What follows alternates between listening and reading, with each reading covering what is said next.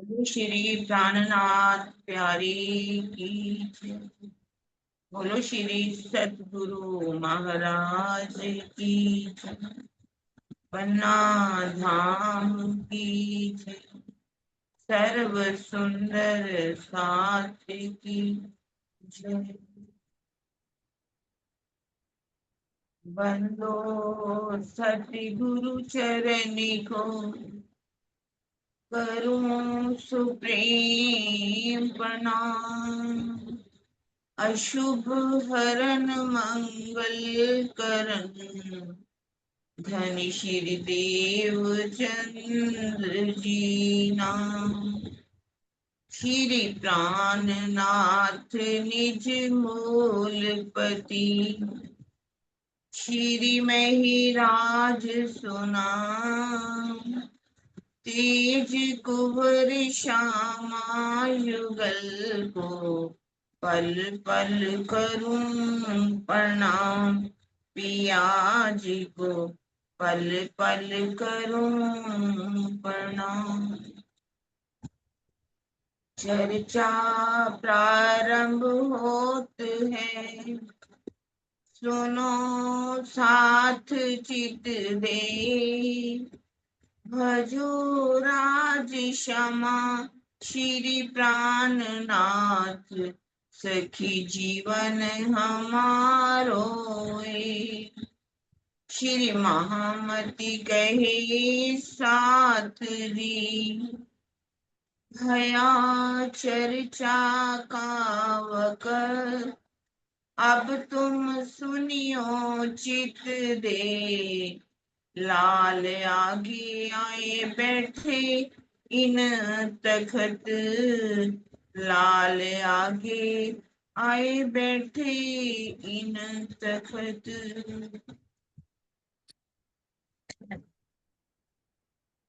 भद्र भेष देख के करने लगे शोर। एक ऐसो काम कियो चाहिए श्रृंगार इस ठौर। चाहिए श्रृंगार इत ठौर। रोए पीट दुख पाए की।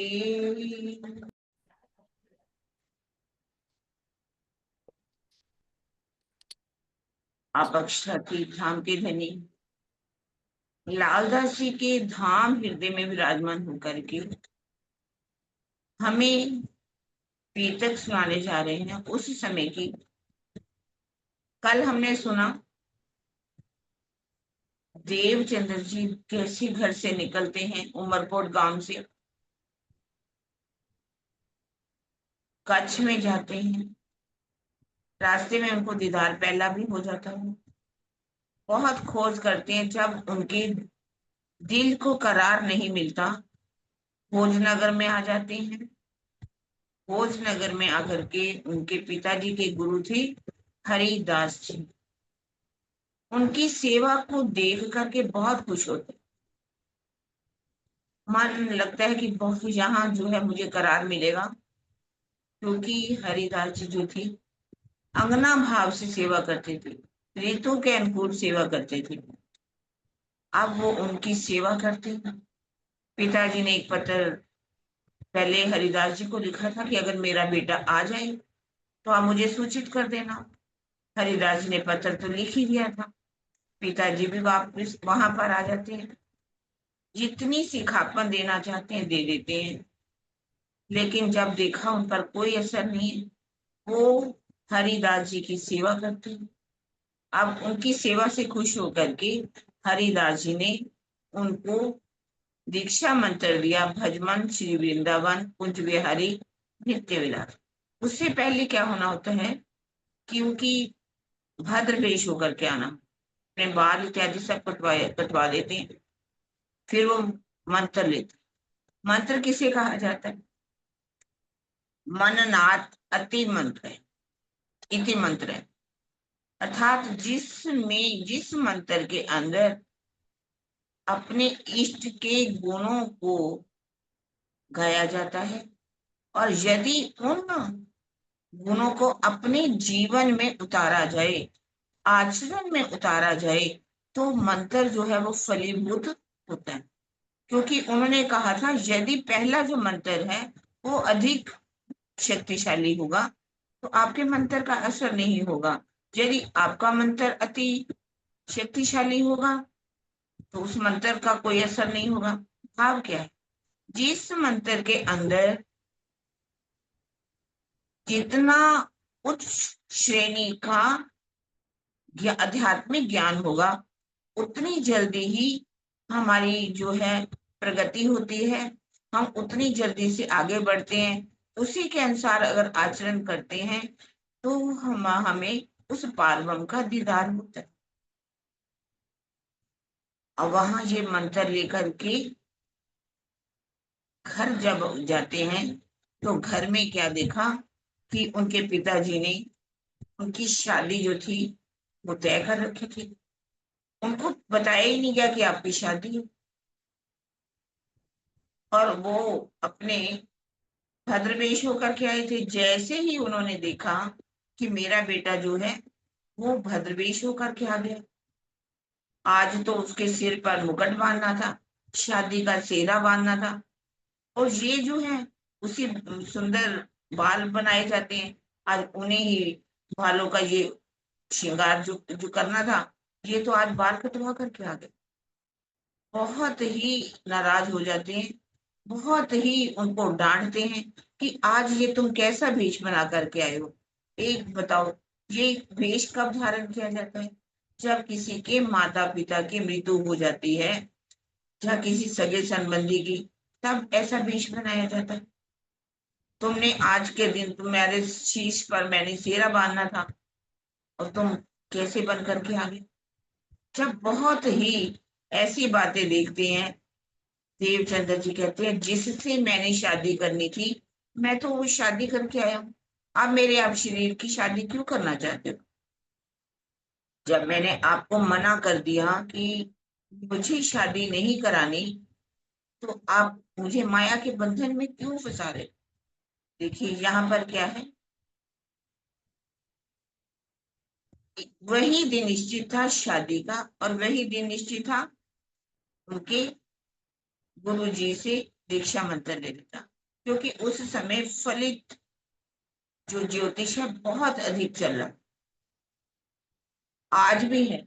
आज भी अगर देखो कोई भी काम करना हो, यदि आपने मुंडन इत्यादि रखने, किसी के करवाने, यज्ञोपवीत कराना हो, कोई व्यापार शुरू करना हो, शादी करनी हो, या आपने मकान बनाया उसका गृह प्रवेश करना हो, तो सब क्या है, पंडितों के पास जाते हैं, फलित ज्योतिष के हिसाब से तारीख निकालते हैं, आप हमारी तारीख निकाल करके दीजिए जो बहुत शुभ हो। अब जब वो तारीख निकाली जाती है तो उसी के अनुसार जो है जैसा भी कहा जाता है उनके द्वारा वो कार्य किया जाता है।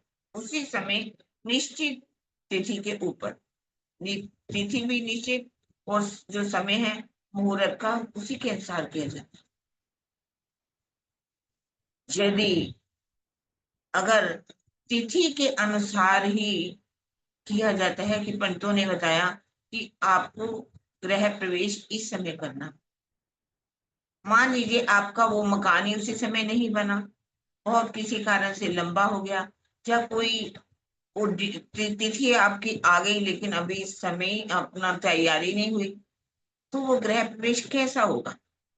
यदि कहा गया कि ये तिथि के समय ही आपको शादी करनी है, शादी तिथि गुण देख करके मिला करके किया जाता है।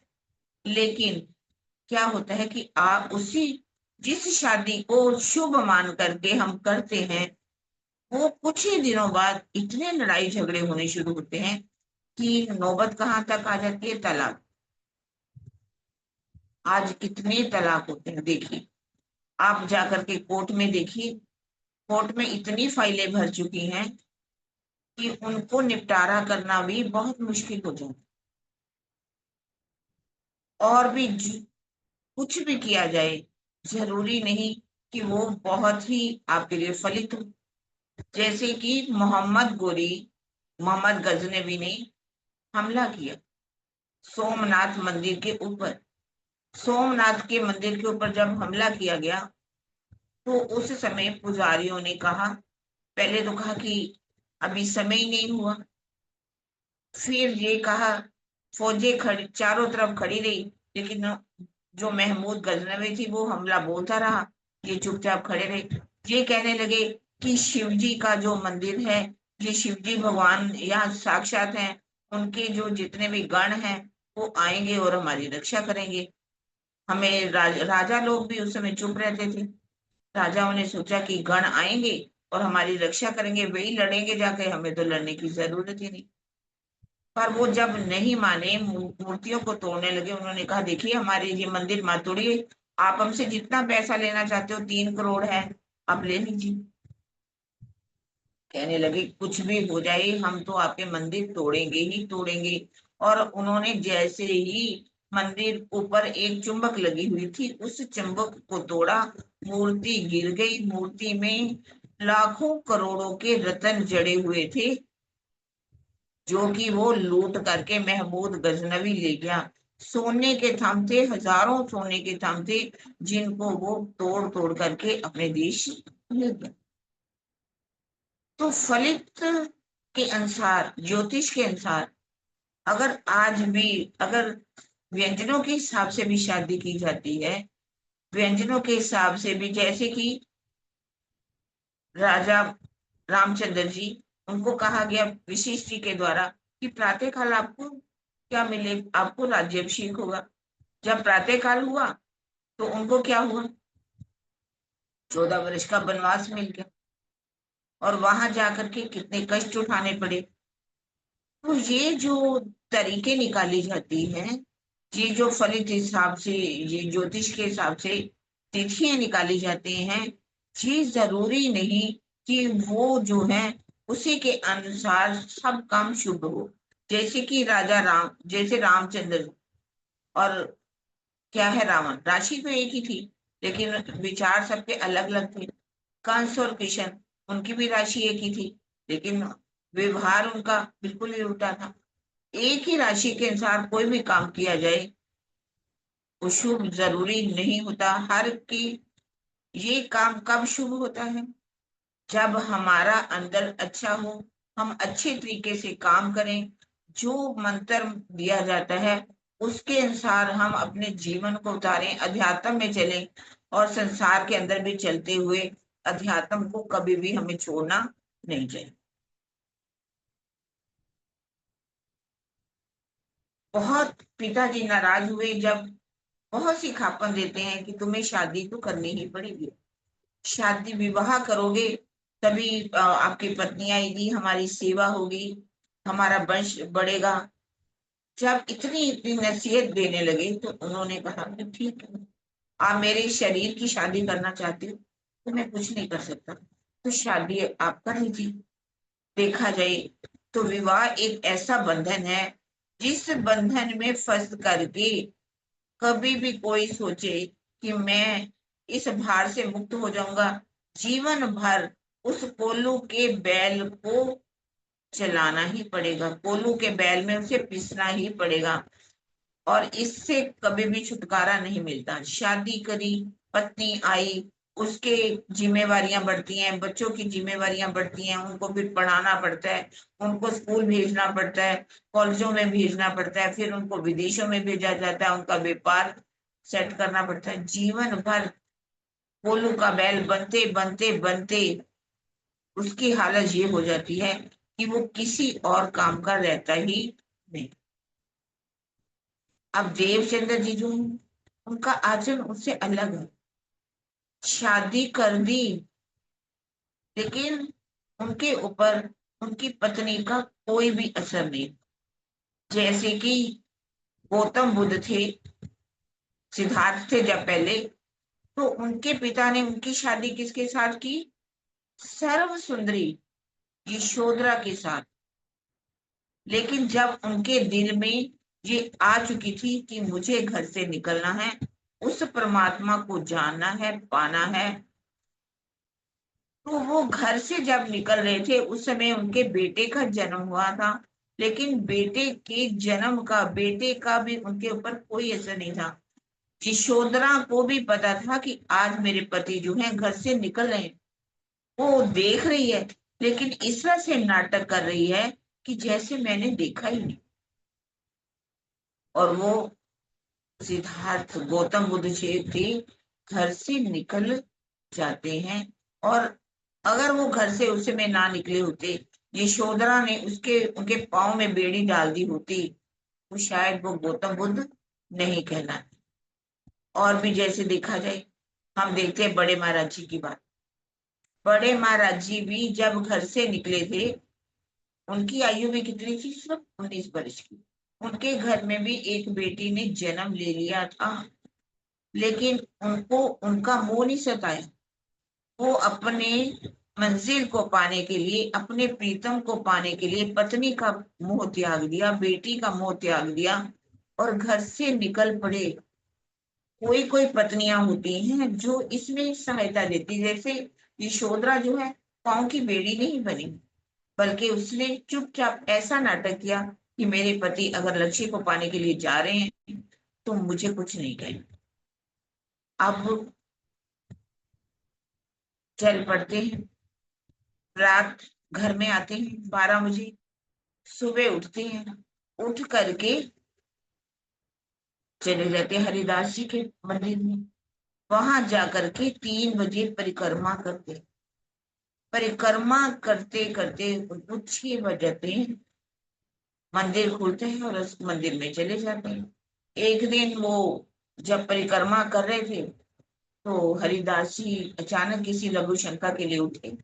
उन्होंने देखा कि हमारे घर की चारों तरफ कोई शख्स घूम रहा है। उन्होंने आवाज लगाई, कौन शख्स है? कौन मेरे घर की चारों तरफ परिक्रमा कर रहा है? उन्होंने कहा, गुरुजी मैं हूँ। कहने लगे, गुरु देवचंद्र जी आप हो? अभी तो आधी रात ही हुई है, आप क्यों आ गए? कहने लगे, मैं रात को जागते ही सो गया, सोते हुए मुझे मेरी आंख पक्की लग गई। जब मैंने उठ करके जैसे मेरी नींद खुली, मैं क्या देख रहा हूँ कि थोड़ी सी लालिमा आ रही है। मैंने सोचा समय हो गया और मैं यहाँ आ गया और मैंने परिक्रमा शुरू कर दी। उन्होंने सोचा हो जाता है, कभी कभी गलती से नींद खुल जाती है, तो हम सोचते दिन हो गया। दरवाजा खुला, उन्होंने उनको अंदर ले लिया। अब उनका ये एक दिन का काम तो नहीं था, उनका तो प्रतिदिन का काम था। अब एक दिन वो उनके साथ सेवा कर रहे थे, तो नीचे से आवाज आई कि हरिदास जी नीचे आओ। क्योंकि एक शख्स को एक काले बिच्छू ने, भयंकर काले बिच्छू ने काट लिया था, जिससे वो मरणासन अवस्था में था। 4 आदमी उसको चारपाई पर लेकर के आए थे। हरिदास जी नीचे आए, उन्होंने देखा कि उसको काले बिच्छू ने काटा हुआ। उनके पास एक ऐसा मंत्र था जिसको उन्होंने सिद्ध कर रखा था, जिसको पढ़ने से काले बिच्छू का जहर उतर। एक बार मंत्र पढ़ा, अपनी दाढ़ी पर, मूंछों पर हाथ लगाया, उसका थोड़ा जहर उतर गया।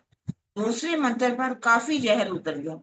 जैसे ही उन्होंने वो तीसरी बार मंत्र पढ़ा, आदमी उठ करके खड़ा हो गया और सबने हरिदास जी की स्तुति बुझाई कि दान तो बहुत से लोग देते हैं, लेकिन आपने जो दान दिया है वो जीवन दान दिया है।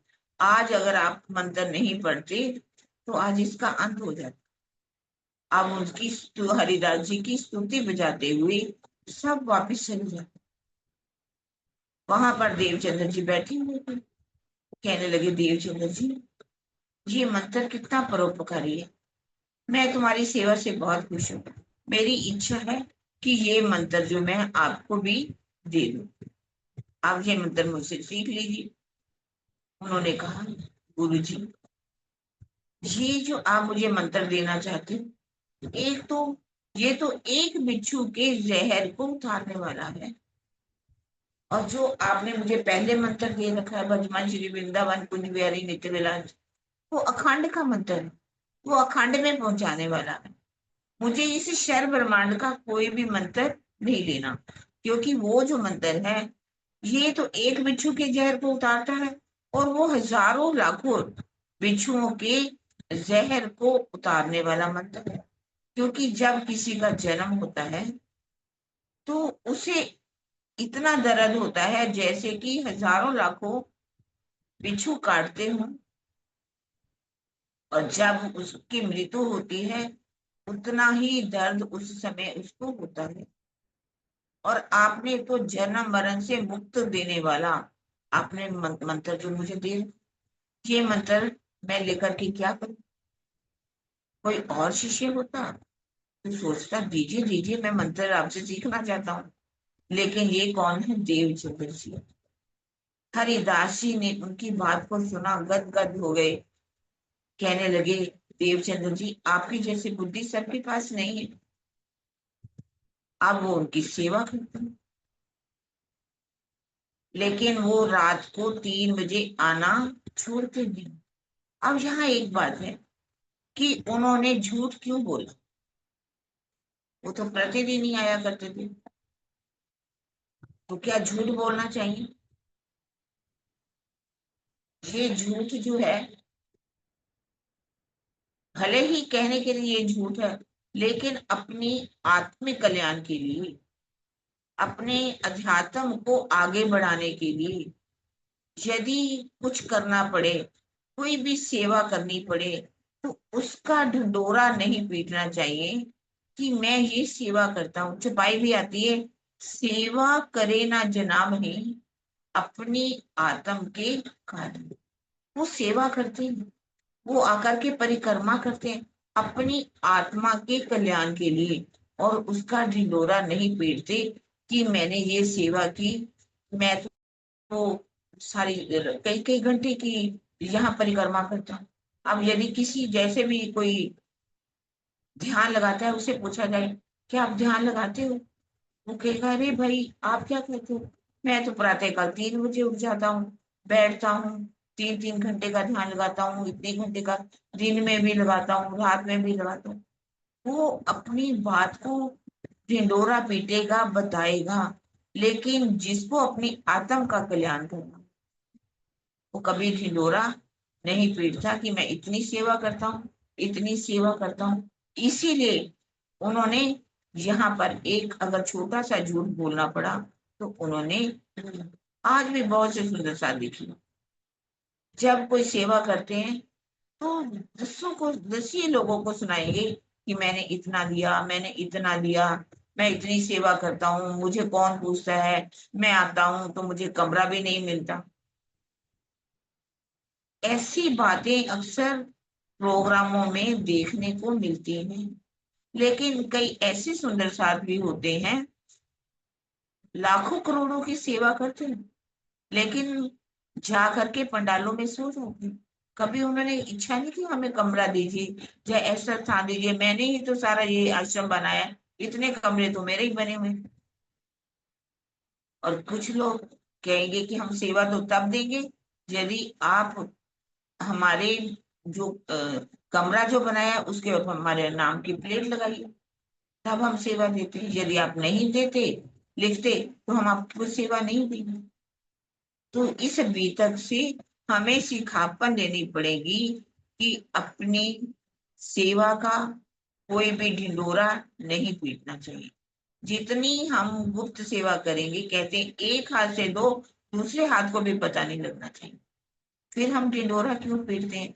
अगर हमने लोगों में प्रसिद्धि पा ली तो राज्य भी कहते हैं जहां तुझे प्रतिष्ठा चाहिए थी वो तो मिल ही रही है, अब मैं तुझे क्या दूं?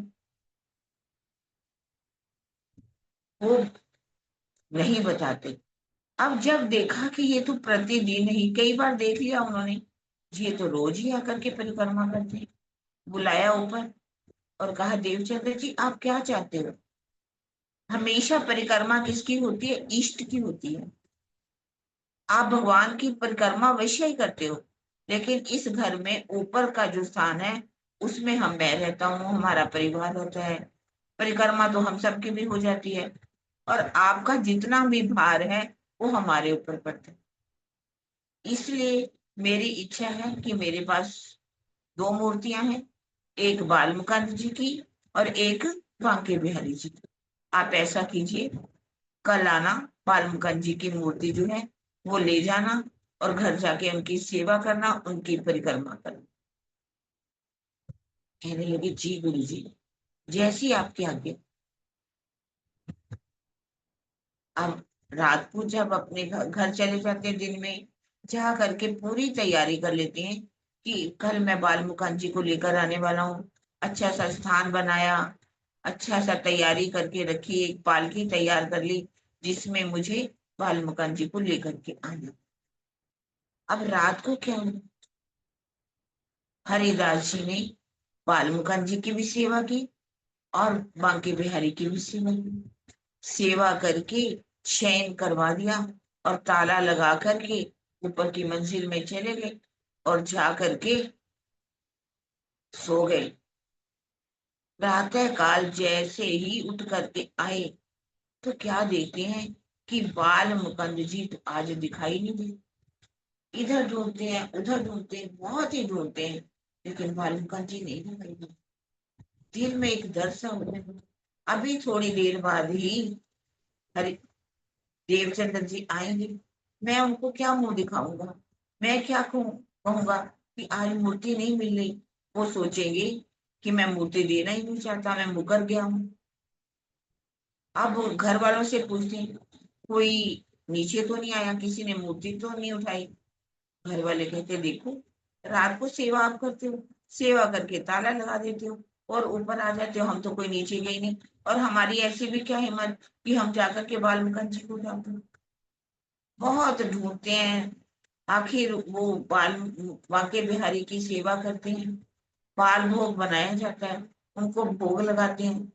छोटे छोटे जो बालक हैं उनको भोग प्रसाद दे दिया जाता है, खाना भोजन जो है खिलाया जाता है। लेकिन उन्होंने तो ये सोच लिया कि जब तक बाल मुकुंद जी की मूर्ति नहीं मिलेगी मैं भी भोजन करने वाला नहीं। अब बड़े बड़े घर वाले जितने थे, उनकी पत्नी इत्यादि, उन्होंने भी सोचा अगर हरिदास जी नहीं कुछ खा रहे, भोजन नहीं ले रहे, तो हम भी नहीं करेंगे। कहा जाता पूरे घर में एकादशी जैसा उपवास हो गया। यदि हरिदास जी ने खाया तो देवचंद्र जी कैसे खा सकते हैं।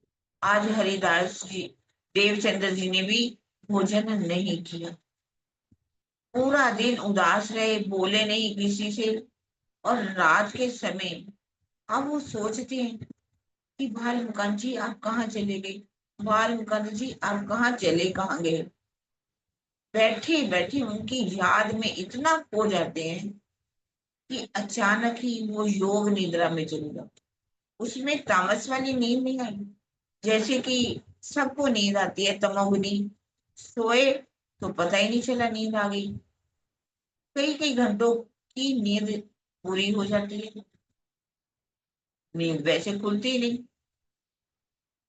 वो तमोगुनी नींद नहीं थी, वो एक योग निद्रा थी। योग निद्रा में थोड़ी सी कहीं आंख बंद हो जाती है, उसमें भी उनको ऐसा लगा कि बाल मुकुंद जी उनके सामने। बाल मुकुंद जी ने आकर के जैसे ही दर्शन दिए, हरिदास जी कहते हैं, "ओहो, हे प्रभु, आप कहाँ चले गए थे, आपने मुझे दर्शन क्यों नहीं दिया, आज आप मुझे क्यों नहीं मिले, इतनी उम्र हो गई मुझे आपकी सेवा करते हुए, आज मुझे आपके दर्शन हो गए, बताओ तो सही आप कहाँ गए थे।" कहने लगे, हरिदास जी मैं कहीं भी नहीं गया था, मैं वहीं बैठा हुआ हूँ। फिर आप नजर क्यों नहीं आ रहे। नजर में इसलिए नहीं आ रहा था क्योंकि आप मुझको किसके घर में पधराना चाहते थे। आपको उनकी स्वरूप की पहचान ही है, छुपाई भी आती है। तुमको उनके स्वरूप की भई नहीं पहचान, मैं उनकी सेवा ना सह सकूं, ना सह सकूं एहसान। तुमको उनके स्वरूप की भई नहीं पहचान। देवचंद्र जी जिससे आप सेवा करवाते हो इतनी, और उनको मुझे उनके घर आप पधरवाना चाहते हो। तुम्हें मालूम नहीं ये कौन है, इनके अंदर वो राधिका रानी जी हैं, जिन्होंने हमें जोग माया के ब्रह्मांड में अखंड कर रखा। उनकी कृपा से ही तो मैं आज अखंड हूँ। फिर मैं उनसे कैसे अपनी सेवा करवा सकता हूँ? आपको उन्हें नहीं, मुझे उनके घर में नहीं देना। अगर वो किसी कारण से उदास हो जाएं, तो बांके बिहारी की जो वस्त्र है उनकी सेवा उनको दे दे। अब एकदम वो अंतर्ध्यान हो गए। जैसे ही उनकी जाग खुली, ध्यान से उनकी निद्रा टूटी, उस ऊपर जाकर के देखा, बाल मुकुंद जी तो वहां विराजमान। उन्होंने, बाल मुकुंद जी ने ऐसा क्यों कहा कि आप मुझे उनके घर में नहीं पधराना और वस्त्रों की सेवा ही क्यों दी? क्योंकि उनको मालूम था कि यदि ये बाल मुकुंद जी को अपने घर में ले जाएंगे, वहां जाकर के ये षोडशोपचार करेंगे, 16 प्रकार की सेवा होती है, ये उसी सेवा में लग जाएंगे। और ये भी बात है कि वो पहले भी कई वर्ष तक सेवा कर चुके थे, परिक्रमा कर चुके थे, और इसी कारण से ही अब राज्य ने भी सोचा कि इनको, श्यामा जी है इनके अंदर, इनको इस सेवा में नहीं लगाना। लेकिन बाल मुकुंद जी को कोई पता नहीं कि इनके अंदर श्यामा जी हैं। वो इतना ही जानते हैं कि इनके अंदर कौन है, राधिका रानी जी हैं। बाल मुकुंद जी कहाँ अखंड है? कारण के अंदर। और बांके बिहारी कहाँ पर अखंड है? राज बिहारी जिनको कहते हैं, वो महाकारण के अंदर। उनको इतना पता है कि मेरे ऊपर कौन है, बांके बिहारी हैं। और बांके बिहार बाल मुकुंद जी को इससे ऊपर का कोई ज्ञान नहीं। उनको यहाँ तक कि केवल ब्रह्म है, सत स्वरूप है, उसके ऊपर परम धाम है, परम धाम में युगत स्वरूप विराजमान है। बांके बिहारी का भी इसके बारे में क्यों कोई ज्ञान नहीं। इसलिए बाल मुकुंद जी किसको अपना पार ब्रह्म मान रहे हैं? बांके बिहारी। और उन्होंने कहा कि अगर वो उदास हो तो उनको बांके बिहारी के वस्त्र दे देना। अब देखिए, जड़ मूर्ति की सेवा तो उन्होंने नहीं दी, बाल मुकुंद जी की मूर्ति तो नहीं दी, पर उन्होंने वस्त्र ही क्यों दी? क्योंकि वस्त्र, जड़ मूर्ति जो होती है वो ज्यादा कठोर होती है। जिस कहा जाता है कि जड़ मूर्ति की यदि आप ध्यान करते हो तो आपकी भी बुद्धि जो है जड़ हो जाएगी। यदि आप चेतन का ध्यान करोगे, आपकी बुद्धि भी चेतन होगी। और जो वस्त्र होते हैं वो कुछ सूक्ष्म होते हैं। सूक्ष्म वस्त्र सिर्फ एक इसलिए दिए गए कि उनका लक्ष्य बना करके वो ध्यान करें, सेवा करें। जैसे कि भारत देश में 15 अगस्त को झंडा लहराया जाता है। झंडे का अपमान जो है देश का अपमान माना जाता है। और झंडे का सब उस दिन क्या करते हैं? मान करते हैं उसका। सब जो है सलूट मारते हैं, तो सम्मान करते हैं। यदि उसी का अपमान कोई करता है तो उस दिन उसको पकड़ करके जेल में भी डाला जाता है। इसी तरह से बांके बिहारी के जो वस्त्र हैं उनका ही स्वरूप मान करके वो उनको सेवा के लिए दे दिया गया कि आप जाइए और उनकी सेवा कीजिए। ये बात अब जो है वाल्मीकि जी और हरिदास के बीच में हो गई। प्रातःकाल जैसे ही दरवाजा खोला, देखा बांके वाल्मीकि जी तो वहां पर विराजमान। अब मूर्ति वो दिखाई क्यों नहीं दी? यदि बाल मुकुंद जी वहीं पर थे तो क्यों नहीं दिखाई दी? इसका पीछे एक कारण है।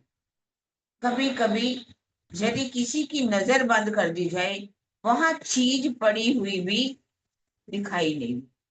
जैसे कि हम कभी कभी कुछ सामान रख देते हैं, ढूंढते हैं, वहां जाकर के एक बार ढूंढेंगे अलमारी में, दूसरी बार ढूंढेंगे, दिखाई नहीं देती। लेकिन कुछ देर बाद अचानक ही वो चीज हमें वहीं पर मिल जाती। हम आजकल ज्यादातर हंसते हैं, अरे भाई ये चाबी दिख नहीं रही, पता नहीं क्यों बाल मुकुंद जी बन गए। ऐसा हम कहते हैं, क्योंकि हमें मालूम था कि बालमुकुंद जी की मूर्ति जो है वो क्या हो गई थी, नजर बंद कर दी गई, अंतर ध्यान हो गई, अब दिखाई नहीं दे रही। इसके लिए मैं आपको बहुत अच्छी जो एक दृष्टांत है जो सत्य पर आधारित है, सत्य है, उसको सुनाने जा रही हूँ। शेरपुर में जुगलदार जी जो थे वो आते रहते थे महाराज जी के पास। एक दिन उनके घर में श्राद्ध था, जैसे कि अभी श्राद्ध आने वाले हैं।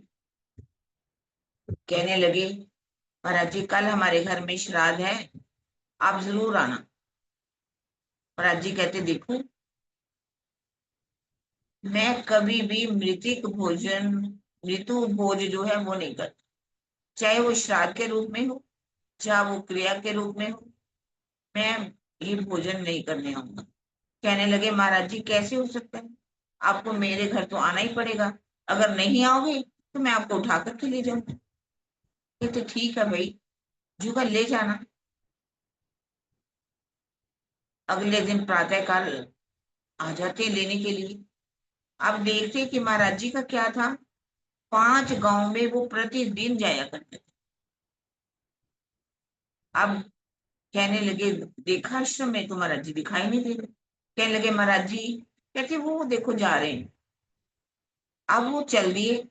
महाराज जी सामने ही एक गांव में गए, एक सुंदर साथ के कुछ मिलते हैं, प्रणाम करते हैं, और वहां से निकल कर दूसरे में जाते हैं, दूसरे से तीसरे में जाते हैं, और हर किसी से पूछते हैं जाकर के गांव में महाराज जी कहाँ गए।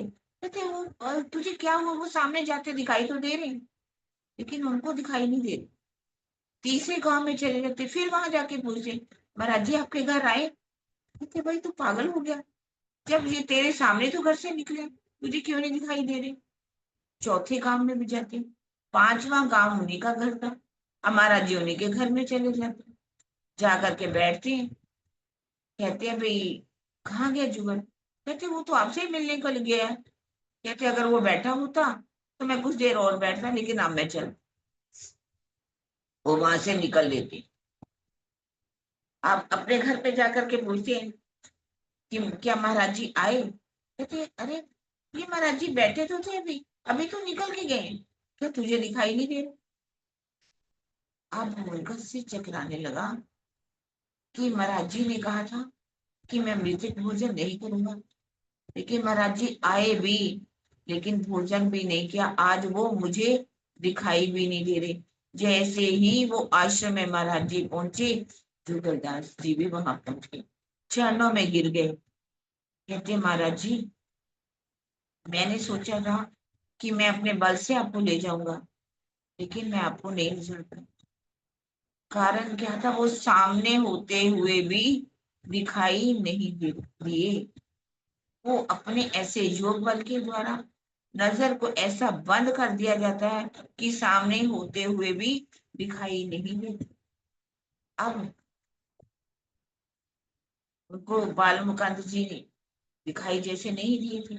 अब उन्होंने सेवा की तैयारी कर दी कि आज जैसे ही उन्होंने कहा कि मुझे मिलना किसको, उन्होंने देवचंद्र जी के स्वरूप की पहचान करवा दी थी।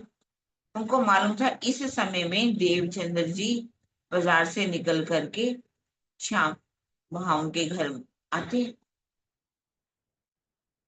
रास्ते में ही वहां उसी रास्ते में जा रहे हैं, उधर से देवचंद्र जी आ रहे हैं, और हरिदास जी देवचंद्र जी के चरणों में गिर जाते। उनको ये पता था कि मैंने जिस देवचंद्र जी के अंदर बैठे स्वरूप की पहचान नहीं की, वही देवचंद्र जी से मैंने कितनी सेवा कराई। मैंने उनसे जूठे बर्तन करवाए, पानी भरवाया, मालिश करवाई, कपड़े धुलाए, इतनी मैंने सेवा कराई उनसे। ये जो मेरे ऊपर गुनाह लगेगा इसको मैं कैसे समाप्त करूंगा। उन्होंने पढ़ रखा था शास्त्रों में कि यदि कोई गुनाह हो जाए आप उसके चरणों में जाकर के गिर जाइए, अगर वो बड़े प्यार से आपको उठा करके गले से लगा ले, आपके किए हुए सारे गुनाह माफ हो जाए। अब यही काम किसने किया, हरिदास जी ने जा करके जैसे ही देवचंद्र जी के चरणों में गिरे, देवचंद्र जी कहते हैं, ओहो गुरु, वो गुरु जी आप क्या कर रहे हो, आप ऐसा क्यों कर रहे हो। उन्होंने उठा करके उनको अपने गले से लगा लिया। कहने लगे, मैंने आपके अंदर बैठे स्वरूप की पहचान नहीं की। आपके आप कौन हो। इतनी उम्र हो गई मुझे बाल मुकुंद जी की सेवा करते हुए, लेकिन आज दिन तक मुझे बाल मुकुंद जी के दर्शन नहीं हुए। तुम्हारे कारण ही आज मुझे बाल मुकुंद जी के दर्शन हुए हैं, और उन्होंने आपके बैठे अंदर स्वरूप की मुझे पहचान करा दी है कि तुम कौन हो, तुम्हारे अंदर कैसे राधा रानी जी विराजमान है। और वो राधा का रानी जी ने ही उन्होंने बताया कि मुझे अखंड किया है। और उन्होंने कहा कि आप इनको क्या दे देना, वस्त्रों की सेवा दे देना। कहने लगे, क्या भालमुकान जी मिल गए। कहते हाँ, भालमुकान जी मिल गए। बातें करते हुए अब मंदिर में आए। जब उन्होंने दरवाजा खोला तो सामने भालमुकान जी बैठे हुए थे। दोनों बहुत खुश होते हैं। उसके बाद भोग लगता है और वो भी भोजन करते हैं, परिवार वाले भी भोजन करते हैं, देवचंद्र जी भी भोजन कर लेते हैं। अब जब इसे उन्होंने मिलकर के भोजन किया, उन्होंने कहा कि अब मैं आपको आज्ञा है कि बांके बिहारी की जो वस्त्र है मैं आपको सेवा के लिए दे दूं। गुरु जी का हुक्म, सब कुछ हुक्म। अब उन्होंने उन वस्त्रों को जो पालकी लाए थे उसमें सिर चढ़ा करके बहुत श्रद्धा पूर्वक वस्त्रों की सेवा अपने घर में ले जाते हैं और जाकर के पधरा देते। जब उन सेवा को उन्होंने पधरा दिया और लगे सेवा करने, उन्होंने अपने बांके बिहारी मान करके अपने आप को अब क्या मानते हैं, राधिका रानी जी, मैं इनकी अर्धांगिनी हूँ। और उसी तरह उन्होंने आटा, खांड, घी, बेसन, सूजी, सब सामान जो था एक इकट्ठा करके रख लिया था, ताकि मैं अपने हाथों से उनको बना करके खिलाऊंगा। और अपने हाथों से क्या करते हैं, चूल्हा जलाते हैं, पहले उस पर गोबर इत्यादि गोबरी फेरते हैं, फिर उसको चूल्हा जलाते हैं, भोग बनाते हैं, भोग बना करके बांके बिहारी जी को भोग लगाते और ध्यान भोग रखते हैं, ध्यान में बैठ जाते हैं, ध्यान लगाते हैं। अब ये सारा कार्य करते हैं। बनाते कितना कुछ भोजन है, थोड़ा सा तैयार करते हैं। ये नहीं कि ढेर सारा बना लिया अपने लिए अलग से देसी घी के और खुद खा ली, ऐसा नहीं। वो थोड़ा सा भोग बनाते हैं और बना करके भोग लगा करके स्वयं भी प्रसाद लेते हैं और सबको बांट देते हैं। और घर में जो भी थोड़ा बहुत खाना बनता है, जैसा भी गरीबी भाव से उसको भोजन में वो करते हैं, क्योंकि बूढ़े हो चुके हैं माता पिता, अब काम तो होता नहीं ज्यादा। क्योंकि जो देवचंद्र जी थे एक गरीब परिवार में से थे। गरीबी पर हमें अपना मजाक नहीं उड़ाना चाहिए, हमें अपने अंदर से गिल्ट महसूस नहीं करना चाहिए कि मैं गरीब हूं। कहा जाता है कि अब्राहम लिंकन बहुत गरीब थे, इतने ज्यादा गरीब थे कि लोग उनकी मजाक उड़ाते थे। अब्राहम लिंकन जो है वो तो बहुत ही गरीब है। वो कहते थे अब्राहम लिंकन, मैं गरीब हूं तो क्या हुआ, परमात्मा जो है वो गरीबों को प्यार करता है, सबसे ज्यादा गरीबों को इसलिए प्यार करता है, इसीलिए उसने इस दुनिया में सबसे ज्यादा गरीब बनाए। पैसे वालों से ज्यादा गरीब जनता ज्यादा है, क्योंकि वो गरीबों को ज्यादा प्यार करते हैं। अब्राहम लिंकन को इस पर अपने नहीं हुआ कि ये मुझे गरीब करें। अब देवचंद्र जी भी गरीबी में गुजारा कर रहे हैं। अब पानी भरने जाते हैं, रास्ते में किसी की परछाई पड़ जाती है, पानी गिरा देते हैं, फिर से जाकर के पानी भर के लेते हैं। इस तरह से वो अपने शरीर को पूरी तरह से कसनी में कसने लगे। और लील बाई जो वो घर में रहती है, लोगों की, और जो औरतें होती मोहल्ले की, उनको तो बहाना चाहिए। आप क्या कहती हो लील भाई, तुम घर में कैसी स्त्री हो? तुम्हारे पति सारा दिन सेवा करते हैं, कार्य करते हैं, तुम उसके साथ कुछ तो कार्य कर सकते हो, और कुछ नहीं तो जो चूल्हा है उस पर गोबरी फेर दिया करो, उनकी रसोई जहां बनती है वहां गोबरी फेर दिया करो, जूठे बर्तन ही साफ कर दिया करो, कुछ और कार्य कर दिया करो। अब लील भाई जो है मोहल्ले वालों के ताने सुनती रहती है,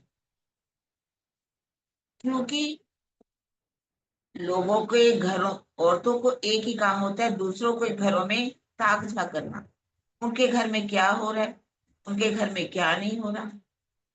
अपना घर संभाले ना संभले, लेकिन दूसरों के घर में जाकर के बीच में बातें करनी, उनके अंदर कहा जाता है इंटरफेरेंस करना, ये औरतों का एक आदत होती है, मजबूर होती है। कहीं भी लड़ाई का कारण बनेगी तो कौन बनेगी? औरतें। घर में अगर किसी बहू पर अत्याचार हो रहा है, उसमें साथ किसका होता है? औरतों का ही होता है, चाहे वो सास हो, चाहे नंद हो, चाहे जिठानी। अगर सास पर भी अत्याचार हो रहा है तो उसमें दरानियां जेठानियां मिल जाती हैं और मिल करके सास को पूरी तरह प्रताड़ित करती हैं। ऐसा नहीं कि सास बहुओं पर करती है, बहुएं भी सास पर करती हैं। और वैसे भी लड़ना हो तो सबसे ज्यादा लड़ाई के लिए कौन तैयार होती है? औरतें ही तैयार होती हैं। अगर वो अपने पतियों को ना उकसाएं, अपने ससुर के लिए, सास के लिए, तो कभी भी झगड़े ना हो। बहुत से आज वीडियो भी ऐसे दिखाए जाते हैं, कहीं औरतें बहुत अच्छी होती हैं, कहीं सासें बहुत अच्छी होती हैं, कैसे घर को बना करके रखती हैं, कैसे घर को तोड़ा जाता है। इसमें औरतों का सबसे ज्यादा योगदान होता है। लीलबाई जो है बहुत दुखी होती है, आकर के कहती है, देखो पतिदेव, मोहल्ले की औरतें जो हैं मुझे ताने देती हैं कि मैं कुछ नहीं करती, आप ऐसा कीजिए, मुझे कुछ तो सेवा दे दीजिए ताकि मैं आपका हाथ बटा सकूं। कहने लगे लील भाई, तू ऐसा क्यों सोचती है? लोगों की बातों में मत आ। सेवा जो है वो भाव से होती है। जो भाव मेरे अंदर है वो शायद तुम्हारे अंदर ना हो। क्योंकि सेवा कब होती है? भाव जब बनते हैं। भाव कब होती है? जब पहचान होती, स्वरूप की पहचान होने पर ही भाव बन पहचान हो, होने पर ही भाव बनते हैं, और भाव से ही सेवा होती है। तुम्हें इनके स्वरूप की अभी पहचान नहीं है, इसलिए तुम चिंता मत करो, तुम मेरे माता पिता की सेवा करो, ये सेवा मैं स्वयं ही अपने हाथों से करूँ। अब लील भाई भी क्या करें? लील भाई जो है चुप हो जाते हैं।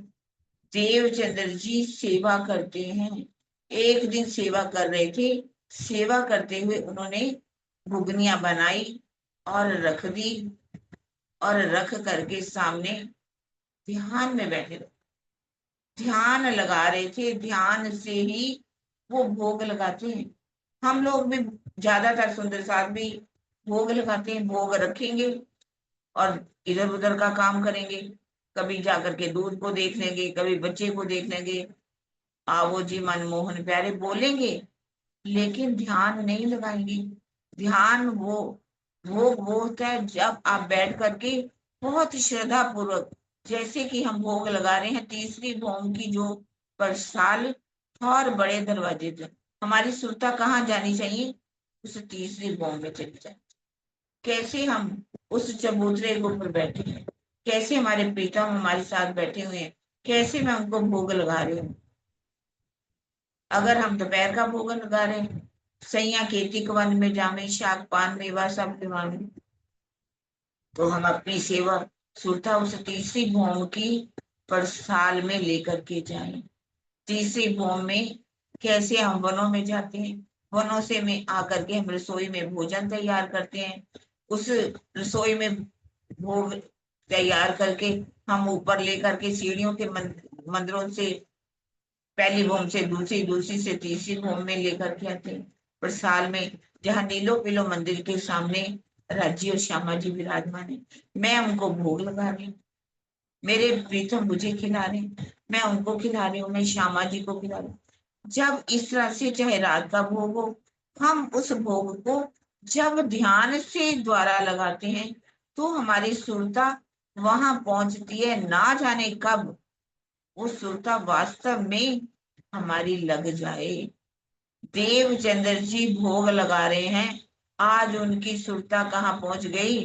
ब्रिजमंडल के अंदर, जहां जी यशोदा मैया मांची पर बैठी हुई है, दूध उबाल उबाल रही है, और बहुत सी दासियां जो हैं सेवा कर रही हैं इधर उधर। जैसे ही देवचंद्र जी यानी कि उनकी सुरता वहां पहुंची, यशोदा मैया देख करके खुश हुई। वाणी में यही बात बेतक या विषय लिखी है, आओ देवचंद्र जी आज कैसे आना हुआ। लेकिन यहाँ पर ये जो है, उन्होंने आदर सूचक शब्दों में अवश्य यहाँ पर लिख दिया देवचंद्र जी, लेकिन वास्तव में उन्होंने कहा आओ राधिका रानी जी आज कैसे आना, क्योंकि चौपाई में आईजी शब्द का प्रयोग हुआ है। आईजी जो बैठी हुई थी मांची के ऊपर, आईजी किसे कहते हैं? सासू माँ को, क्योंकि राधिका जी की सगाई जो है कृष्ण जी के साथ हो चुकी थी, और इसलिए उसी भाव से उन्हें कहा आओ बहुरानी आज कैसे आना हुआ। छुपाई भी एक आती है, मांगा क्या राधा बाई का, पर ब्याए नहीं जानना। मंगनी हो चुकी थी राधिका रानी की, और अभी शादी नहीं हुई थी, और उन्होंने कहा कि मुझे आज कन्हैया से मिलना। वो नटखट कहाँ गया हो? उन्होंने कहा वो तो वन में गया हुआ है बच्चों के साथ खेलने के लिए, आप चले जाओ, वहीं पर मिलना हो तो चले जाओ। जैसे ही वो जाने लगी, कहने लगी रुको रुको राधा रानी रुको, मैं आपसे को मिठाई देती हूँ। अंदर गई, एक मिठाई की पोटली बनाई और दे दी, कहा वन में जाकर के तो मिल करके खा ले। वो लेकर के आ आती है, वन की तरफ जब जाती है तो क्या देखती है, वहां पर टोले टोले बहुत से बालक खेल रहे हैं।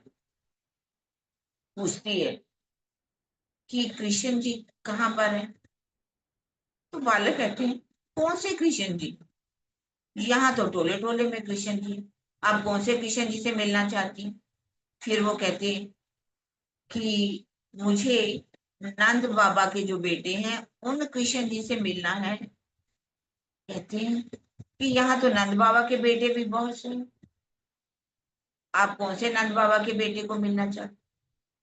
फिर कहती है कि मुझे यशोदा मैया का जो बेटा है कृष्ण, मुझे उससे मिलना। देखती है कि थोड़ी दूरी पर ही वो खड़े हैं, एक साइड पे होकर के उनके पास चले गए। कहते कहाँ छिप गए थे? मिली नहीं। कहते मैं तुम्हारे सामने ही तो हूँ, मैं तो तुम्हें देख रहा था कि मेरी राधिका रानी आई है। अब दोनों मिलकर के बैठ के बड़े प्यार से बातें करती, और इधर ग्वाल वाले क्या कर रहे थे? ग्वाल वाले सभी मिल करके उन्होंने गेहूं को उबाला था, और उस गेहूं को पानी निकालने के लिए एक कपड़ा लिया होता, छेड़े पकड़ रखे थे दोनों, दो ग्वाल वालों ने, और पानी जो है निकाला था। और उसके बाद पानी निकाल करके उस गेहूं को दूध में उबाला जाता है, मिश्री इत्यादि डाल करके घुगनियां तैयार करते हैं, और सभी मिल करके वहां खाते हैं। आज सभी जब बैठ गए लाइन के अंदर, तो उन्होंने मिठाई भी दे दी, ये मिठाई भी आप बांट देना, और आज हमारे भाग के 2 पत्तल देना। 2 पत्तल उनके सामने रख दिए गए। अब जैसे ही पत्तलों में जो वह सामान था, घुगनी थी या मिठाई थी, वो रखी गई भोज्य पदार्थ, उन्होंने खाने के लिए जैसे ही हाथ नीचे किया, वो हाथ कहाँ लग गया? पत्तल के ऊपर, और उनकी सुरता टूट गई। जैसे ही ध्यान टूटा, वो देखती है कि ये मैं कहाँ देख रहा था, ये मेरी सुरता कहाँ पहुंची? ये था ध्यान। ध्यान कब लगता है? जब हम अपने शरीर से जब बैठते हैं उसको इतना सीधा करके बैठते हैं कि हमारा मेरुदंड बिल्कुल सीधा होना चाहिए। अगर हम मेरुदंड को सीधा करके बैठेंगे, अपने सिर को सीधा करके बैठेंगे, हमें कभी भी नींद नहीं आएगी। यदि हम टेढ़ा होकर के बैठ जाएंगे, लगेगा हम ध्यान कर रहे हैं, लेकिन हमारा ध्यान नहीं लगता, हमारी को नींद आ जाती है और हमें लगता है ना जाने हम कितना ध्यान लगा रहे हैं। इसलिए कहते हैं कि दर्शन कब होता है, कब नहीं होता, जब हम अपने शरीर को सीधा करके अपने अंदर की दिल को ले, उस जिसको मिलना है उसको बड़ी तड़प के साथ याद करते हुए पुकारते हैं, तो उसका दर्शन हमें हो जाता है।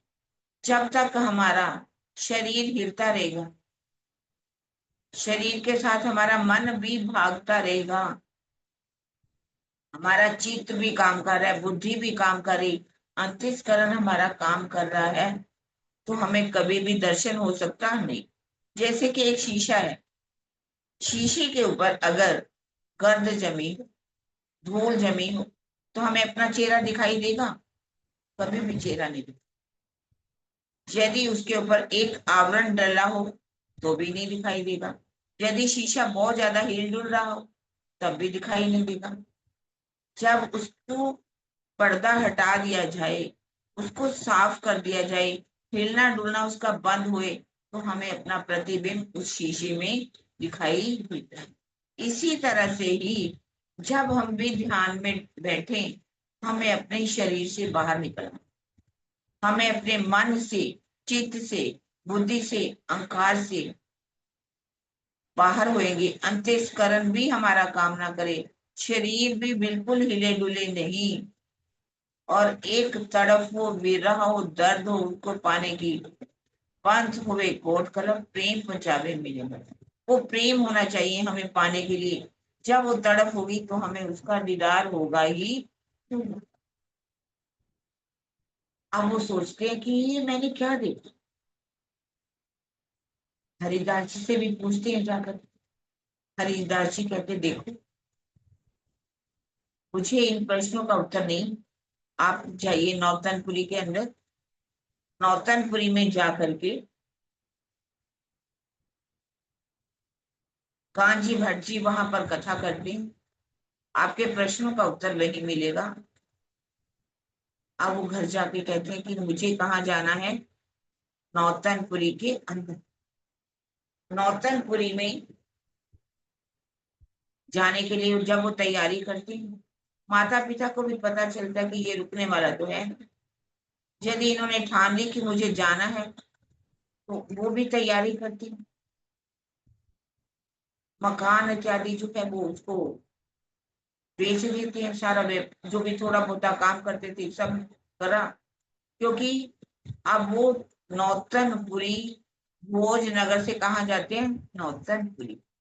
अब उसको नौतनपुरी कहा गया, नवा देश का, नवा शहर कहा गया, हलार देश कहा गया। ऐसा क्यों? नवा शहर क्यों कहा गया? नवा शहर इसलिए कहा गया, हलार देश तो इसलिए कहा गया, वहां पर जितनी भी राजाओं की रियासतें होती थी, छोटे छोटे जगीरें होती थी, वो अपना एक देश बना करके बैठ जाते थे। जैसे कि हमें वाणी में भी पढ़ा, बेतक साहब में भी, मारवाड़ देश, हलार देश, और जितने भी जैसे भी कोई कच्छ देश, कच्छ में जाते हैं तो कच्छ की बात कहते हैं, कच्छ देश। तो सब राजाओं ने अपने अपने राज्य बना रखे थे, अपना देश बनाते थे। जब दूसरी में जाते थे रियासत में, तो कहते थे कि हम विदेश जा रहे हैं। विदेश में उसको विदेश माना जाता था। यही कारण था हमारे देश में आपस में एकता नहीं थी। एकता न होने के कारण सब ने अपने अपने देश बना रखे थे, और सब सोचते थे कि यही हमारा देश है। दूसरा भारत देश तो कोई कहता ही नहीं था। हाँ, इसको क्यों कहा गया नवा शहर? एक नरकासुर नाम का राक्षस, वो क्या करता था, जितनी भी कुंवारी कन्या होती थी उनको इकट्ठा करता रहता था। उसने 16,100 कन्याएं जो थी वो इकट्ठी कर, वो अपना कुछ चाहता था कि मैं इन सबको इकट्ठा करूं और उनके साथ कुछ वो कार्य करना चाहता था ऐसा जैसे कि उनका कुछ तांत्रिक विद्या जो है वो पूरी हो जाए। और उनकी सिद्धि को पूरा करने के लिए वो उनको एक जगह पर से दूसरी जगह जब ले जा रहा था, तो उस समय कृष्ण जी को पता चला कि जो नरकासुर है वो सभी कन्याओं को कहीं लेकर के जा रहा है। वो उन्होंने उसके ऊपर जाकर के हमला बोला, नरकासुर को मार दिया गया। नरकासुर जब मर गया तो वो जो 16,100 कन्याएं थी, उन्होंने आकर के कृष्ण जी को प्रार्थना, देखो हम इतना समय नरकासुर के राज्य में रहे, अब हमारे साथ कौन शादी करेगा? हम तो कहीं भी नहीं, कहीं की भी नहीं रही, घर वालों के पास हम रह नहीं सकते, नरकासुर ने हमें निकाल दिया, अब हम जाएं तो जाएं कहाँ? आप कृपा कीजिए, आप हमें अपनी शरण दीजिए, आप हमारे को अपने राज्य में रखिए। कहा जाता है उस समय कृष्ण जी ने उनके साथ एक तरह से उनको अपनी पत्नी का रूप दिया, और उन्होंने जाकर के एक नया शहर बसा लिया। उस नया शहर जो है उसको कहा गया, नवा शहर कहा गया, उसको हलार देश कहा गया, उसको नौतनपुरी, वो जो एक नगरी बसाई, इसलिए उसको नवी नगरी नवा शहर कहा। अब उस नौतनपुरी के अंदर नवतन यानी नवी नगरी, देवचंद्र जी आ जाते, देवचंद्र जी के साथ परिवार वाले आ जाते हैं कि घर आज भी हम नौतनपुरी में जाएं तो वहां पर हम जाकर के देवचंद्र जी का घर देख, और अब वो जाते हैं, क्या करते हैं, उस जिस कमरे में उनको बंद किया गया था वो भी कमरा का जो थे, बाकी जितने भी आप घर देखेंगे ज्यादातर बन चुके हैं नए, लेकिन ये एक देवचंद्र जी का घर जो है उसी स्थिति में है जिस स्थिति में आज से कई साल पहले थे, उसी स्थिति में वो उनका घर है। अब वहां वो क्या करते हैं, घर से निकल के, और वहां श्याम जी का एक मंदिर था, वहां कांजी भट्ट रहते थे। कांजी भट्ट जो है वो भागवत की कथा, भागवत की कथा सुनाते थे। ये अब उस कथा को प्रतिदिन जाकर के सुनते, अब एक भी नागा नहीं डालते कि आज मैंने सुनी, कोई बात नहीं, अब एक दिन आ गए तो कोई फर्क नहीं पड़ने, नहीं, वो निकलती प्रतिदिन जाकर के कथा सुनते, कथा सुन करके आकर के ही भोजन करते। अब उनका ये रूटीन बन गया भागवत सुनने का। अब किसी कारण से कोई 2-4 मिनट की देरी हो जाती, कांजी भट्ट अगर भागवत बंधा करके एक आधा श्लोक भी आगे पीछे कह देते, वो जाकर के कहती, गुरु जी आज इस श्लोक का मैं अर्थ नहीं समझ पाया, आप दोबारा समझा देंगे। कांजी भट्ट द्वारा भागवत बंधाते, उनको उसका अर्थ बताते, तब सुन करके वो घर से, अब वहां के जितने भी चौधरी थे, शाहूकार थे, बड़े बड़े उसमें ट्रस्टी थे,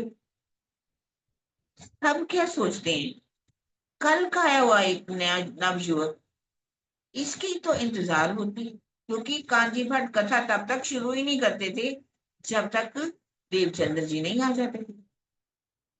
उनके आने पर ही भागवत करते थे, क्योंकि बड़े जितने भी होते हैं ना, उनको अपना जो है अस्तित्व बहुत प्यारा होता है। उनको लगता है कि हमारी तो यहाँ पर बहुत बेइज्जती हो रही है और इसकी बहुत ज्यादा इज्जत हो रही है। सारे मिलकर के गए, कहते हैं कांची भट्ट इतनी उम्र हो गई हमें कथा सुनते हो आती, आप बताइए आपका कौन सा रोजगार है जो देवचंद्र जी से चल। देवचंद्र जी जब हरिदास जी कहते देख, कांजी भट्ट कहते हैं सुनो, वो बेचारा गरीब है, गरीब के पास कुछ भी नहीं, वो मुझे क्या देगा, और अगर कहो पैसा कौन देते हो, वो तो आप देते हो, आपसे ये मंदिर चलता है, पर मैं ये कथा जो सुनाता हूँ, मैं इस पैसे के लिए नहीं सुनाता, मैं कथा सिर्फ अपने कन्हैया को रिझाने के लिए मैं इस कथा को करता हूँ, और ये कथा मैं उन्हीं को ही सुनाता हूँ। रही बात देवचंद्र जी की, देवचंद्र जी यदि मैं किसी कारण से वो लेट हो जाते थे, वो आकर के मुझसे फिर उस श्लोक को सुनते थे, मुझे फिर से भागवत पढ़ानी पड़ती थी और मुझे उनको अर्थ बताना पड़ता था। इसमें मेरा भी समय बहुत व्यर्थ हो जाता था, उनका भी व्यर्थ होता था। और अब मैं उनकी इसलिए इंतजार करता हूँ कि मुझे ये सारा कार्य ना करना पड़े। और आप जो कह रहे हो हमें इतनी उम्र हो गई कथा सुनते हुए, आप ये बताइए,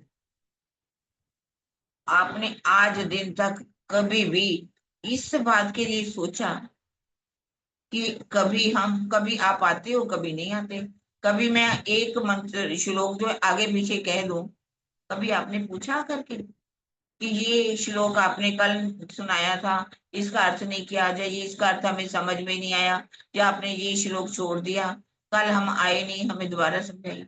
क्या आपने आकर के कभी ये मुझे बातें की? अब वो क्या जवाब कहते वो, पैसा तो आप देते हो, मुझे पैसे की कोई जरूरत नहीं है, और मैं तो अपनी कन्हैया को ही रिझाने के लिए कथा कर। और वो सब चुपचाप होकर के चले जाए, लेकिन मन में छिद्र रहे। छिद्र का मतलब है कि कोई भी ऐसी त्रुटि मिल जाए देवचंद्र जी, जिससे हम उनको नीचा दिखा सके। अब वहां पर क्या होता था, एकादशी के दिन उपवास किया जाता था और द्वादशी के दिन भंडारा होता था। उस दिन कथा नहीं होती थी, एकादशी वाले दिन कथा बहुत ज्यादा अधिक होती थी। देवचंद्र जी आकर के कथा सुनते थे, कथा सुन करके, भागवत सुन करके घर जाते, जा करके भोजन करते। और द्वादशी वाले दिन वो आते तो जरूर मंदिर में, लेकिन वो भोजन नहीं करते। भंडारा, सब भंडारा होता था, भोजन करते थे, ये चुपचाप वहां से चले जाते थे गुरु जी से मिल करके। अब इस बात को सब लोग जान गए कि देवचंद्र जी जो हैं एकादशी वाले दिन जाकर के भोजन करते हैं और द्वादशी वाले दिन ये उपवास करते हैं, खाना ही नहीं खाते। अब इस बात को लेकर के सभी मिल गए, सलाह की कि आप आज हमें कांजी भट्ट के पास जाना है और कांजी भट्ट से इस बात का जवाब लेना है, ऐसा देवचंद्र जी क्यों करते हैं। अब यहाँ बात आ रही है, लोग ज्यादातर उपवास रखते हैं, लेकिन क्या कहते हैं कि आज मैंने क्या रखा है, व्रत रखा। शब्द क्या उपयोग करेंगे, व्रत का, क्योंकि किसी को भी व्रत किसे कहते हैं और उपवास कहते हैं, दोनों में अंतर ही नहीं पता। उपवास तो कभी किसी ने कहा ही नहीं, आज मेरा व्रत है, आज मुझे ये नहीं खाना, आज मेरा ये व्रत है, आज मुझे ये नहीं खाना। तो व्रत क्या है, उपवास क्या? उपवास का अर्थ क्या होता है, जब हम इस शरीर को भोजन नहीं देते, पूरा दिन हम भोजन ना दे करके, उसको कहा जाता है उपवास।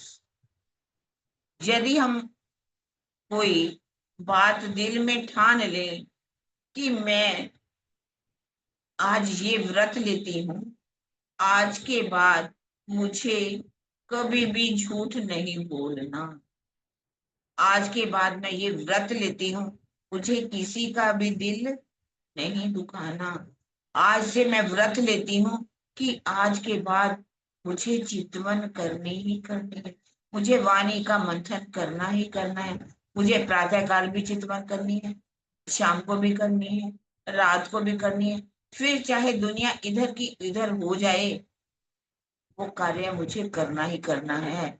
और ये होता है व्रत लेना, संकल्प लेना। और भोजन ना देना, ये उपवास है। इस शरीर को उपवास करना बहुत जरूरी भी होता है, ऐसा नहीं हमें कभी एक समय चाहे तो हम एक समय का भोजन छोड़ सकते हैं, अगर चाहें तो एक हफ्ते में भी एक दिन का उपवास अगर हम रख लेते हैं,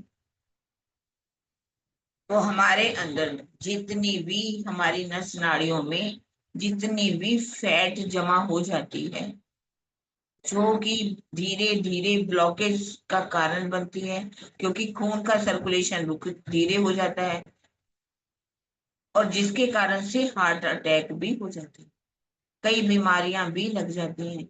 यदि हम एक आधा दिन भोजन ना करें, यदि एक दिन नहीं तो हमें रात का भी भोजन छोड़ दें।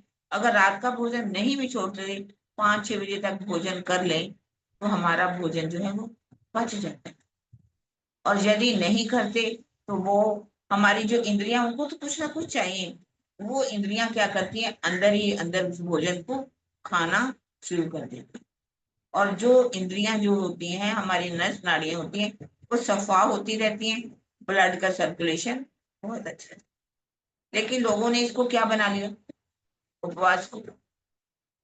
दिन भर तो कहेंगे, प्रातःकाल उठेंगे, कुछ ले लिया, लिक्विड ले लिया, नींबू पानी ले लिया, दोपहर को फल खा लिया, रात के समय पकौड़े बनाए कई प्रकार के, चाहे वो कुट्टू के आटे की हो, चाहे रागी के आटे की हो, या किसी भी आटे की हो, बना करके खूब सारे तलाई की और खा ली।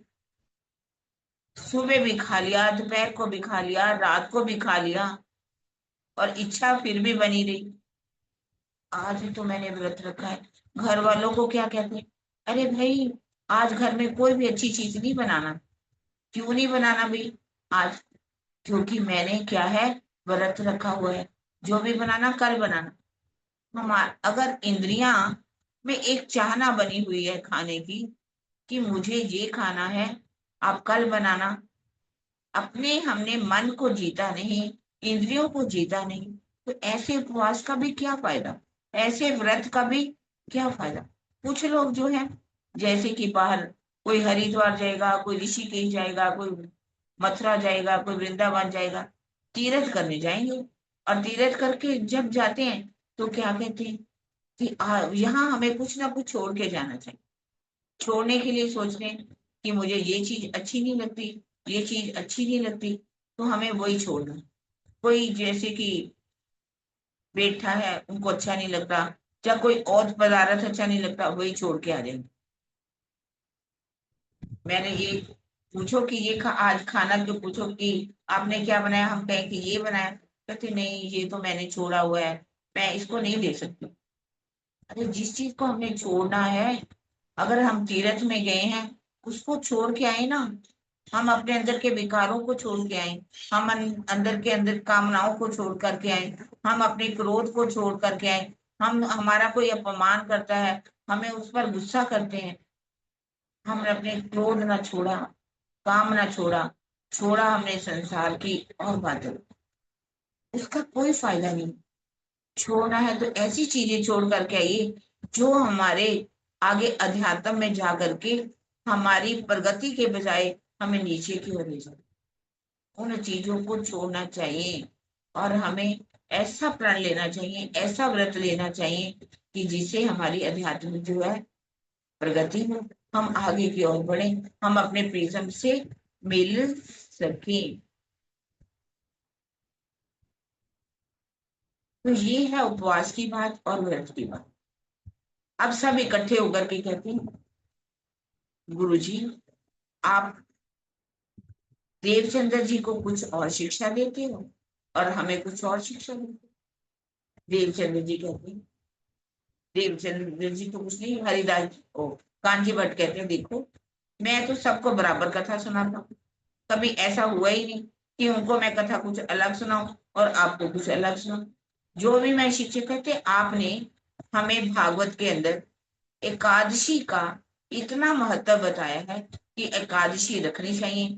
अगर हम इतनी एकादशी रखेंगे तो हमें स्वर्ग मिलेगा। और देवचंद्र जी को आप ये कहते हो कि आप एकादशी वाले दिन खाओ, और द्वादशी को आप भंडारा करते हो, और देवचंद्र जी उसे भोजन नहीं कहते। मैं ऐसा मान तो नहीं सकता, लेकिन फिर भी देवचंद्र जी आ रहे होंगे, उन्हीं से पूछ लेते हैं।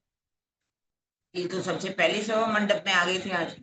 देवचंद्र जी अपने समय पर पहुंचे, जैसे ही देवचंद्र जी आए वहां पर, सब मिल करके क्या कहने लगे। गुरु जी ने कहा, ये सब मुझे कुछ आपकी शिकायत कर रहे हैं। आप ऐसा कुछ करते हो, एकादशी वाले दिन आप भोजन करते हो, और द्वादशी वाले दिन आप उपवास रखते हो। उन्होंने कहा, हाँ गुरु जी, मैं ऐसा ही करता हूँ।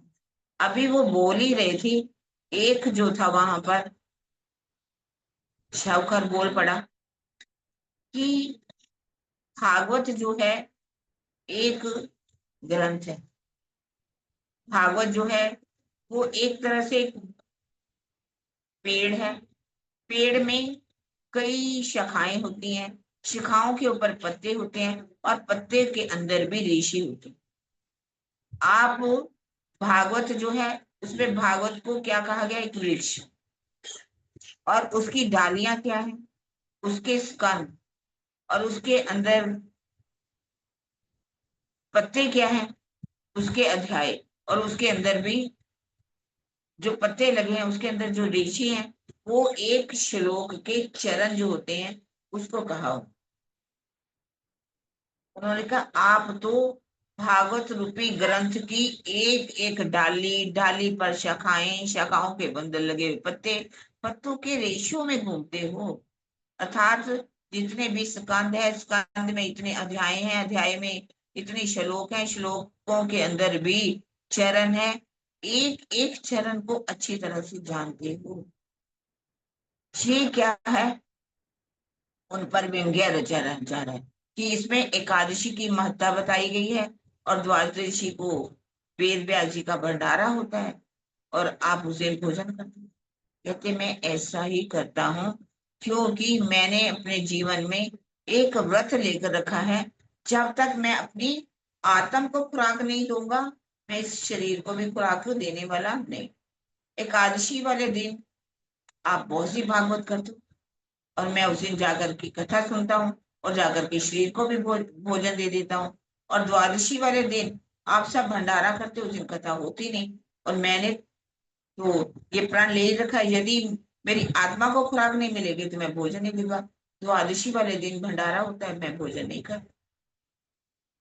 और रही बात एकादशी की, एकादशी को रखने से मिलता क्या है, स्वर्ग। स्वर्ग की तो प्राप्ति होती है ना। स्वर्ग तो आप जिस प्रकार से चार प्रलय की बात करते हैं, जब नैमित्तिक प्रलय होती है तो स्वर्ग तक तो सब लय हो जाता है। जब स्वर्ग ही लय हो जाएगा तो हमारा जीव कहाँ जाएगा। हम स्वर्ग की प्राप्ति के लिए तो एकादशी का उपवास रख रहे हैं, तो स्वर्ग रहेगा ही नहीं, तो फिर हम कहाँ जाएंगे। क्योंकि जैसे कि अगर साइंस के हिसाब से भी देखा जाए, ये एक सौर मंडल हमारा एक ब्रह्मांड है। ये एक एक सौर मंडल जो है वो ब्लैक होल तारे में चला जाता है। ब्लैक होल तारा जो के अंदर जितने भी ये किसके अंदर समा जाते हैं, वहां बड़ी गैलेक्सी के अंदर, गैलेक्सी महा गैलेक्सी के अंदर। इस तरह से ये ब्रह्मांड का तो लय हो जाता है। तो बताइए हमारा जीव जो है भवसागर से कैसे पार होगा। बाकी रही बात स्वर्ग की, क्योंकि स्वर्ग की जो प्राप्ति है कब मिलती है, जब हम कोट एकादशी रखते हैं तब जाकर के हमें क्या मिलता है, स्वर्ग। अगर कोई कहते हैं कि एक महीने में दो एकादशी होती है और साल में कितनी हो गई, 24। अगर किसी की आयु 100 वर्ष भी हो तो 24 ही तो एकादशी बनेगी। तो स्वर्ग तो उसको तब भी प्राप्त नहीं होगा। फिर मैं एकादशी का उपवास क्यों रखूं।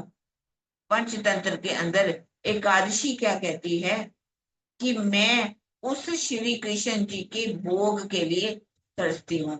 यदि उनका भोग मिल जाता है, मुझे एक कण भी प्रसाद का मिल जाता है, तो मैं एकादशी उस प्रसाद को पा करके मैं जो है आगे बढ़ती हूँ, अर्थात मेरी मुझे पुण्य की प्राप्ति होती है। एकादशी जो है पंचतंत्र के अंदर उस प्रसाद की इतनी महत्ता गा रही है, तो मैं उस एकादशी का उपवास क्यों रखूं। मुझे उस स्वर्ग की प्राप्ति नहीं करनी। इसके ऊपर एक कहानी है। उसमें कहानी क्या है, अमरीश की कहानी है। एक अमरीश राजा था जो कि एकादशी का उपवास रखता है। वो प्रातः काल जैसे ही उपवास रखते, शाम को जो है थोड़ा जल ग्रहण किया जाता है, भोजन किया जाता है। एक दिन जैसे ही उन्होंने समय हुआ, जल ग्रहण करने लगे, भोजन रखा हुआ था उनके आगे, दुर्वासा ऋषि आ गए। दुर्वासा ऋषि जो थी एक तरह से अतिथि थे, उनको भोजन तो कराना ही था। उन्होंने कहा मैं आकर के भोजन करता हूँ, मैं बस नहा करके आई। अब नहाने के तो बड़ी देर लगा दी उन्होंने। अब सब पंडित लोगों ने कहा कि आप इसको खा लीजिए, नहीं तो जो फल मिलना वो आपको मिलेगा नहीं। उन्होंने उनके कहने पर जैसे ही भोजन किया, दुर्वासा ऋषि आ गए। दुर्वासा ऋषि को आकर के इतना गुस्सा चढ़ा, क्रोध आ गया कि अतिथि को भोजन ना करा के, ये राजा तुम पहले भोजन कर ले, अब मैं तुम्हें नहीं छोड़ूंगा। उसने एक कृत्य राक्षसनी को पैदा किया कि अम्बरीश को समाप्त करो। अब उन्होंने उपवास किसका रखा था? विष्णु भगवान का। विष्णु भगवान ने अपना सुदर्शन चक्र छोड़ा और कृत्य राक्षसनी का वध कर दिया। और वो अब किसको? दुर्वासा ऋषि के पीछे पीछे सुदर्शन चक्र, दुर्वासा ऋषि भाग रहे हैं, भाग रहे हैं, तीनों लोगों में गए। ब्रह्मा जी के पास गए, शिव जी के पास गए, फिर विष्णु भगवान के पास गए। विष्णु भगवान ने भी कहा हम आपकी सहायता नहीं कर सकते, आपकी सहायता कौन करेगा? वो अम्बरीश।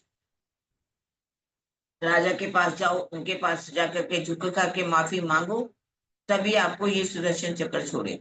अब वो अम्बरीश के पास जाते हैं, अम्बरीश से जाकर के क्षमा मांगते हैं, और जब उनको वो क्षमा कर देते हैं, सुदर्शन चक्र अपना वापस लौट जाता।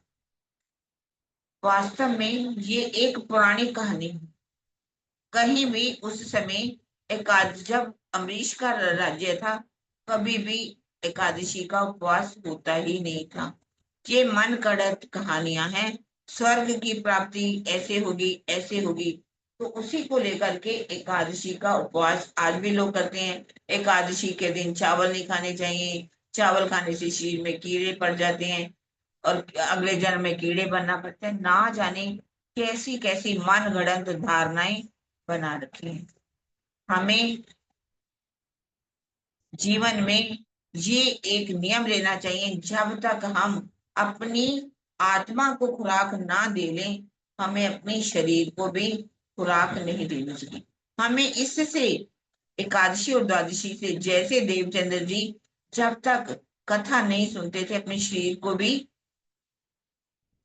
खुराक नहीं देते थे, हमें भी सोचना चाहिए कि आज मुझे, हमें चितवनी की रहने की। यदि चितवनी नहीं की तो हमें एक समय का भोजन तो अवश्य ही छोड़ना चाहिए। अपनी एक गलती के लिए, यदि हम गलती करते हैं, चितवनी नहीं करते, तो सजा देनी ही चाहिए। यदि हम इससे सिखापन ले लें कि जैसे देवचंद्र जी आत्मा को खुराक दिए बिना शरीर को खुराक नहीं देते थे, हमारे अंदर भी एक नियम बनेगा कि हम भी चितवन करें। चितवन करके, जैसे जैसे चितवन करेंगे, हमारी आध्यात्मिक जो प्रगति है वो होती जाएगी। एक ना एक दिन राज्य को हमारे सामने आना ही पड़ेगा। बीतक सुनने से कोई फायदा नहीं। यदि हमने इस बीतक को, इन दृष्टांतों को जो इसमें लिखे हुए हैं, उनको अपने जीवन में नहीं उतारा, तो क्या फायदा? अब कैसे वो 14 वर्ष तक भागवत सुनते हैं, निष्ठावान 40 वर्ष की होती हैं, कैसे अब उनको राज्य दर्शन देंगे? राज्य दर्शन देने से पहले भी उनसे के साथ क्या घटना घटती है, कैसे उनको तपाया जाता है, तपाने के बाद ही कंचन बनते हैं और राज्य का दर्शन होता है। गांव जी भाई कैसे मिलेंगे, कैसे मैं राज्य से उनका मिलाप होगा, दोनों स्वरूपों का मिलाप क्या है, इस बीतक को हम सुनेंगे कल। अब हम इस चौपाई को दोहरा देते हैं।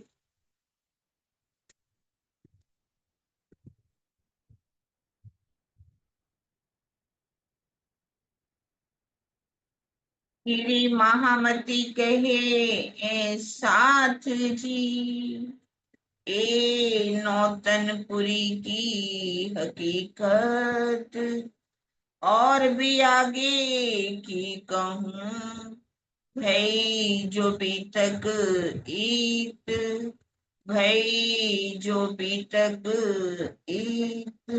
बोलो श्री प्राणनाथ प्यारे की जय। बोलो श्री सतगुरु महाराज की जय। सब सुंदर साथ के चरणों में मेरा कोटि कोटि प्रणाम जी। प्रणाम जी सुंदर साथ।